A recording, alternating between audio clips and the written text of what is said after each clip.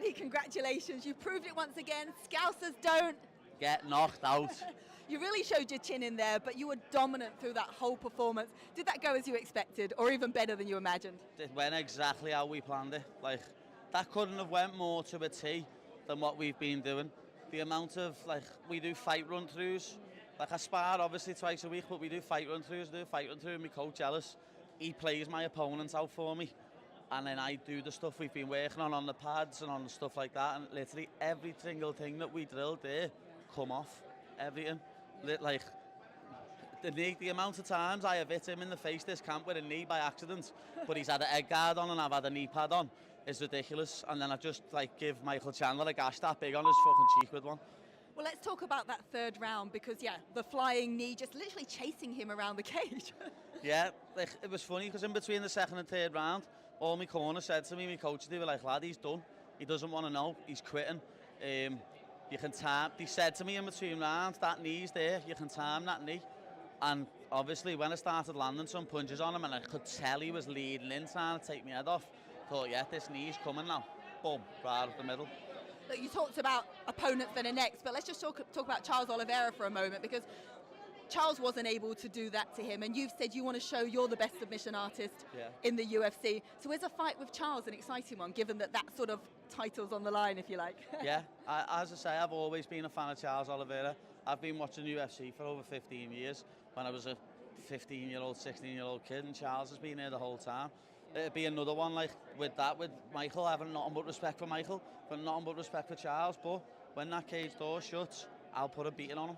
And as I say again, people can underestimate me all they want. People can say that I'm not this and I'm not that. But when the cage door locks, people just don't understand how good I am. And people have said you keep your chin up a little bit, but Mike did sort of crack it once, and your chin's pretty good. First round, he did. He hit me with a lovely shot as I calf kicked, and it was mad. That's what we planned. The whole camp, he was like, you need to be careful throwing the kick, because once you throw it, he's going to try and counter. And I got a bit too overzealous with the kicks, hit him with a few and thought, yeah, he's not going to hit me. Boom. That could have went disastrously wrong if you had no chin. Yeah. But I've got a fucking hell of a chin, and no one's cracking it. You have indeed, and now you're in this sort of upper echelon of the lightweight division, like you say, the Dustins, the Justins. Arman, a little bit of beef with Arman online. Is that another name that, you know, could be an exciting build-up as well as fight? Yeah, that's another name, but let's see if he ends up taking the fight, because we all know what Arman's like. He'll shit his undies the night before and pull out, and I can't be dealing with opponents like that, you know what I mean? I want people who know will turn up, like Michael Chandler, because he turns up, and even though he knew, I think after the first round, he knew I was going to beat him. He still come out and tried to finish me, but he couldn't. You know what I mean? Just like nobody in this lightweight division can. None of yous. I'm going to kill every one of yous. Do you think you've got Ilia Topuria's attention? I should have Ilia's attention, shouldn't I? El Chirito. You know what I mean? You got a message for him? I think now he should know I'm the real deal. You know what I mean? People still underestimate me, but I beat rank 15, got in the rankings. Just beat rank 7.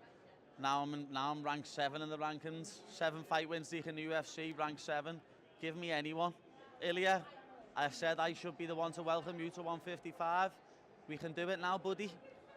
Is Abu Dhabi the next destination? Yeah, Abu Dhabi's the next step for me. It's my daughter's birthday on Thursday. Celebrate their birthday. Celebrate Liverpool winning the league. And yeah, we'll have a little month or two off in the summer. But I'll still be training every day like I do. You know what I mean? I won't be Paddy the Fatty. Yeah. And I'll be back in October to take a #1 contender spot.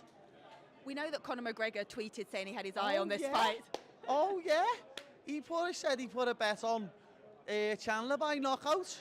What now, Conor? Hey, should have mentioned him in the cage, you little lizard. Thought you would have backed your own, lads, you know what I mean? Irish and Scouse, thought you would have backed your own. If you're coming back, lad, let's do it. Wembley, Croke Park, I'll mufti you as well. There you go. Well, it was Michael Chandler that was lined up to face him after they'd done tough, so that kind of puts you in a position where, I don't know, we could get excited about this one. Yeah, you could get excited about that. You could do that in Wembley. Me and Conor sells Wembley out, sells Anfield out, sells Croke Park out, know what I mean? But anyone can get it. Anyone. I love this new mindset, this new Paddy. Like you said, you're not going to get the fatty version of yourself in between fights. Now, do you feel like a different man? You know, you've got your babies. There's their birthday coming up, as you said. You do it for them. You're team, like you've been with since the beginning.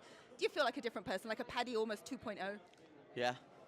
Well, now I felt like Paddy 2.0 when I first come into the UFC. Now I feel like Paddy 3.0. You know what I mean? And we're just going to keep leveling up every time. That's what we do.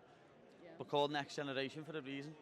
And finally, look, you've had this star power in the UK, Liverpool, UK. It's worldwide now. I've been out on the streets in Miami, South Beach today, asking people their thoughts about this this fight card. And most of them didn't really know too much about the UFC, but they're like, oh, but we know Paddy. And they all start singing your song and doing your dance.